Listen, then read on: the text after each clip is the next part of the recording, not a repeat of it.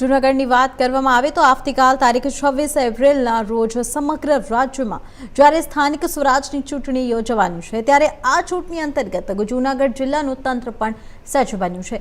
જૂનાગઢ જિલ્લા પંચાયતની 30 બેઠકો, 9 તાલુકા પંચાયતની 158 બેઠકો તેમજ જૂનાગઢ જિલ્લાના કેશોદ નગરપાલિકાની 9 વોર્ડની 35 બેઠકો માટે કુલ મળીને 1011 જેટલા મતદાન મથકો પર ચુસ્ત પોલીસ બંદોબસ્ત વચ્ચે સવારે 7 વાગ્યાથી સાંજના 6 વાગ્યા સુધી મતદાન યોજાશે। ત્યારે હાલ મતદાન મથકો પર ઈવીએમ સહિતની ચૂંટણીલક્ષી સામગ્રીઓ સાથે પ્રિસાઇડિંગ ઓફિસર સહિતના સ્ટાફ રવાના થવામાં કોઈ પણ પ્રકારની મુશ્કેલી પણ ના સર્જાય તે માટે સમગ્ર બાબતોને ધ્યાન લઈને જિલ્લા ચૂંટણી અધિકારી અનિલકુમાર રણાવાસિયા દ્વારા ઈવીએમ ડિસ્પેચિંગ સેન્ટરની મુલાકાત લઈને સેન્ટરનું નિરીક્ષણ કર્યા બાદ અધિકારીઓને જરૂરી માર્ગદર્શન પણ પૂરું પાડવામાં આવ્યું હતું। આવતીકાલે સ્થાનિક સ્વરાજ્યની ચૂંટણી યોજાવાની છે અને આના અનુસંધાને આજે જિલ્લાના તમામ આરોપીઓ તરફથી ઈવીએમ અને જરૂરી સાહિત્ય જે છે એની સાથે જે પોલિંગ પાર્ટી છે એને સંબંધિત પોલિંગ સ્ટેશન તરફ રવાના કરવામાં આવી છે। આ ઈવીએમ અને સાહિત્ય જે છે એને પોલીસની જરૂરી સિક્યુરિટી સાથે આપણે પોલિંગ સ્ટેશન સુધી પહોંચાડવાની આજે કામગીરી કરી રહ્યા છીએ। આજે પોલિંગ પાર્ટી ત્યાં જ રોકાઈ અને કાલ સવારે અર્લી મોર્નિંગ એ મોકપોલ કરશે। એમાં પણ સંબંધિત ઉમેદવારોના જે પણ એજન્ટો છે હાજર રહેશે અને 7 વાગ્યાથી ચૂંટણીની જે કામગીરી છે મતદાન જે છે એ શરૂ થઈ શકે એના માટે જરૂરી જે તૈયારી આપણે પૂરી કરી લીધી છે।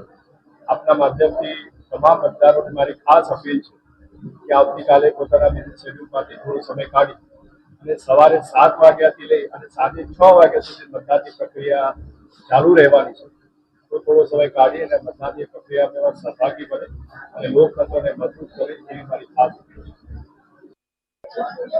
સ્થાનિક સ્વરાજ્ય 2026ની ચૂંટણી અંતર્ગત આવતીકાલે સમગ્ર રાજ્યની અંદર જ્યારે નગરપાલિકા, મહાનગરપાલિકા અને જિલ્લા પંચાયત, તાલુકા પંચાયતની ચૂંટણી યોજાવાની છે ત્યારે હાલ દ્રશ્યોમાં જોઈ શકાય છે જૂનાગઢના એગ્રીકલ્ચર ખાતે ઈવીએમ સહિતની જે ચૂંટણી સામગ્રી જે છે તે ડિસ્પેચિંગ કરવામાં આવી રહી છે।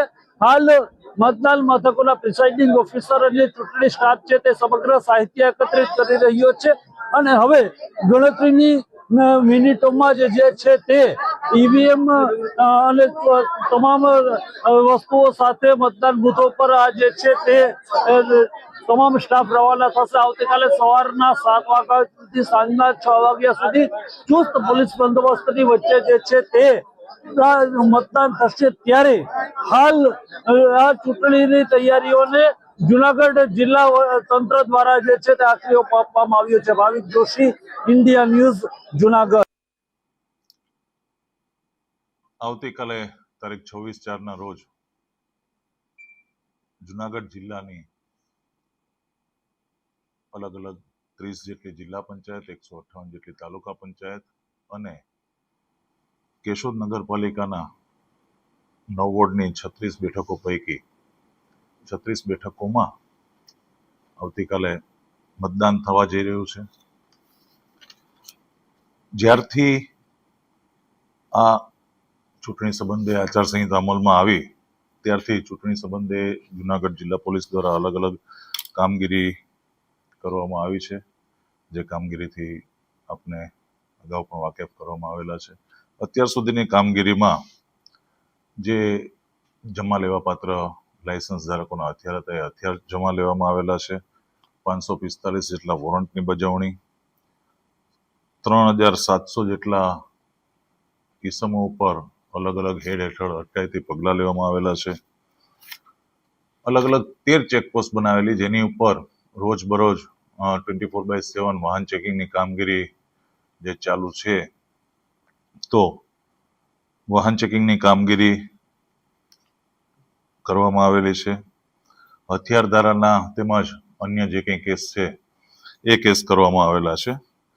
આવતીકાલના આ મતદાનના દિવસે બંદોબસ્તનું જોઈએ તો જે બૂથ અને બિલ્ડિંગ 674 જેટલા બિલ્ડિંગ અને 1011 જેટલા બૂથ છે, જેમાં અતિ સંવેદનશીલ, સંવેદનશીલ અને સામાન્ય અલગ અલગ બૂથ છે. એમાં જે ક્રાઇટેરિયા છે ફાળવેલો છે, ક્રાઇટેરિયા નિયત કરેલો છે એ મુજબ પોલીસ તેમજ હોમગાર્ડ, જીઆરડી આ તમામ જવાનોને બંદોબસ્તમાં લઈને કુલ એસઆરપી સાથે 2691 જેટલો બંદોબસ્ત છે, અધિકારીઓ સહિત તમામ. સાથે સાથે 67 જેટલી સેક્ટર મોબાઈલ છે કે જે મતદાનના જે બૂથ છે એ બધા બૂથને આવરી લઈ અને 67 જેટલા સેક્ટર પોલીસ મોબાઈલના રૂટ છે જે સતત પેટ્રોલિંગમાં રહેશે. સાથે સાથે 142 જેટલી સેક્ટર મેજિસ્ટ્રેટ મોબાઈલ પણ છે, જે સેક્ટર મોબાઈલ અને મેજિસ્ટ્રેટ મોબાઈલ પણ એકબીજા સાથે સંકલનમાં રહી અને ચૂંટણીની પ્રક્રિયા શાંતિપૂર્વક વાતાવરણમાં યોજાય એ રીતના એક આખું આયોજન કરવામાં આવેલું છે. અલગ અલગ જે સ્ટ્રોંગ રૂમ છે, સ્ટ્રોંગ રૂમ ઉપર પણ જે ક્રાઇટેરિયા છે એ ક્રાઇટેરિયા મુજબનો બંદોબસ્ત રાખવામાં આવેલો છે. ખાસ તો જે જગ્યાએ જરૂરિયાત છે ત્યાં વિડીયોગ્રાફર અને જે બોડી વોર્ન કેમેરા ફાળવવામાં આવેલા છે. તો અતિ સંવેદનશીલ બૂથ આ બધી જગ્યાએ જે ફરજ ઉપરના પોલીસ કર્મચારીઓ તૈનાત છે એમને બોડી વોર્ન કેમેરા પણ ફાળવવામાં આવેલા છે, જેથી કરીને જે કંઈ પણ કોઈ ઘટના કે આ તે બને અથવા તો કંઈક પણ હોય તો એને એક બોડી વોર્ન કેમેરા દ્વારા પણ રેકોર્ડ કરી શકાય.